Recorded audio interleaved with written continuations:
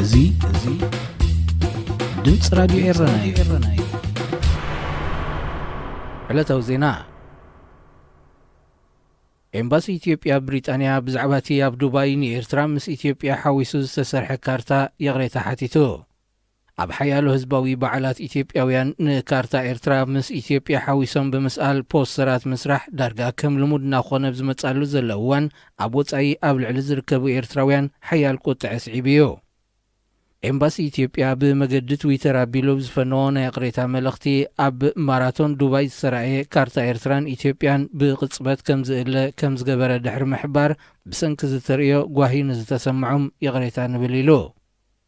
ኣብቲ ኣብ ዱባይ ዝተኻየደ ማራቶን ደገፍቲ ኣትሌታት ኢትዮጵያ ካርታ ሃገሮም ምስ ኤርትራ ዝተሓወሰ ሒዞም እዮም ዝጭርሑ ነይሮም ድሕሪ ስምምዕ መንግስቲ ኢትዮጵያን ፕሬዚደንት ኢሳያስን እዚ ንኤርትራን ኢትዮጵያን ብሓደ ሓዊስካ ዝዝርግሕ ካርታ ብተደጋጋሚ ክርአ ዝጸንሐ ኮይኑ ብፍላይ ኣብ ወጻኢ ዝርከቡ ኤርትራውያን ብዝተፈላለየ መገዲ ክቃወምዎን ኣንጻሩ ጎስጓሳት ከካይዱን ጸኒሖም እዮም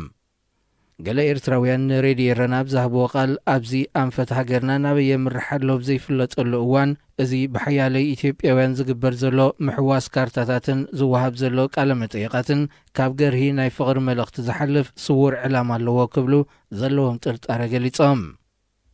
ንሳቶም ብተወሳኺ ቀዳማይ ሚኒስተር ኣብይ ኣሕመድ ኣብ ሃገራት ኤሮጳ ኣብ ዝገብሮ ዘሎ ዑደት ንኤርትራ ወኪሉ ክዛረብ ስልጣንን ሓላፍነትን ዘይብሉ ክነሱ ብመንግስቲ ኤርትራ ዝኾነ ተቃውሞ ስለ ዘይሰምዕ እዩ ዝቕጽሎ ዘሎ ክብሉ ገሊፆም ብምዕፋን ሓበሬታ ኣብ ዓለም ግኑን ስም ዘለዎ መንግስቲ ኤርትራ ንህዝቡ ሓበሬታ ካብ ምሃብ በኺሩ ከም ዘሎ ዝፍለጥ እዩ ኣብ ድሬዳዋ ኢትዮጵያ ዝጀመረ ናዕቢ ገና ይቕጽል ከም ዘሎ ካብቲ ሃገር ዝተፈነወ ዜና ሓቢሩ ብዕለት 21 ጥሪ ሃይማኖታዊ በዓል ጥምቀት ኣብ ዝኽበረሉ ዝነበረ እዋን ዝጀመረ እዚ ድሕርዋይ እብረ ግጭት ሓድሕድ ብተራ ባእሲ መንስያት ጀሚሩ ናብ ፖለቲካዊ ተቃውሞ ከም ዝተሰጋገረ ማዕከናት ዜና ኢትዮጵያ ይገልጻ ንዓበኛታት ኣብታ ከተማ ዘሎ ምምሕዳራዊ መቕርሒ ስልጣን ኣብ ብሄራት ኣድልዎ ኣለዎ ዝብል ጠለብዮም ዘቕርቡ ዘለዉ ብፍላይ ብሓሙስን ዓርብን እቶም ንዓበኛታት ንቀንዲ ጎደናታት እታ ከተማ ብዝቃጸል ጎማታትን ኣእማንን ዓጽዮም ባህል ወገን ናብ ዞባ ሶማሊ ናይ ኢትዮጵያ 46 ሰባት ብገበን ቅስለት ተኸሲሶም ጽባሕ ሶኒ 28 ጥሪ ጉዳዮም ኣብ ቤት ፍርዲ ክረአዩ እዞም ተኸሲሶም ዘለዉ ውልቀ ሰባት ገበኖም ምስቲ ኣብ 4 ከባቢታት ዞባ ሶማሊ ልዕሊ 400 ሰባት ዝተቐብርሉ ጋህስታት ዝተሓሓዝ ከም ዝኾነ ይግለጽ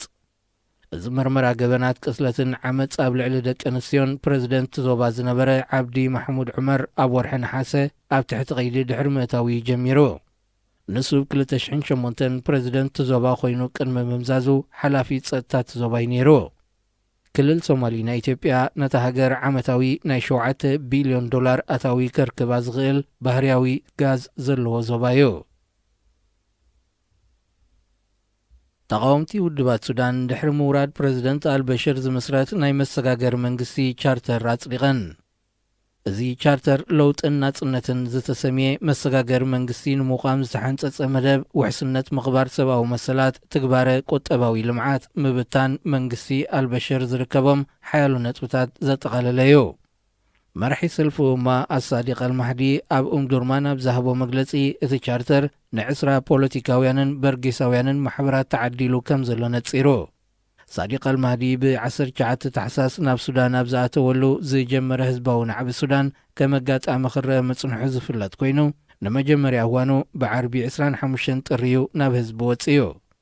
ንፕሬዚደንት አልበሽር ካብ ስልጣኑ ክእለ ዝጠልብ ሰላማዊ ሰልፊ ኣብ ዝሓለፈ ሳለስተ ሃዲኡ እኳ እንተቐነየ ንዝመጽእ ሰሉስን ሓሙስን ሰፊሕ ሰላማዊ ሰልፊ ተወዲቡ ከም ዘሎ ፖለቲካውያን ሓይልታት ሃገር ይገልጹ ክቡራት ሰማዕትና ዜና ኣብዚ ተፈጺሙሎ ዝቕጽል ትሕሶና ብዮናታን ሃብተ ዝዳሎ ናይ መዘናግዒ መደብ ክኸውን እዩ መክትታልኩም ክትቅጽሉ ብኽብሪ ዕድም እዚ ድምፅ ራዲዮ ኤረና እዩ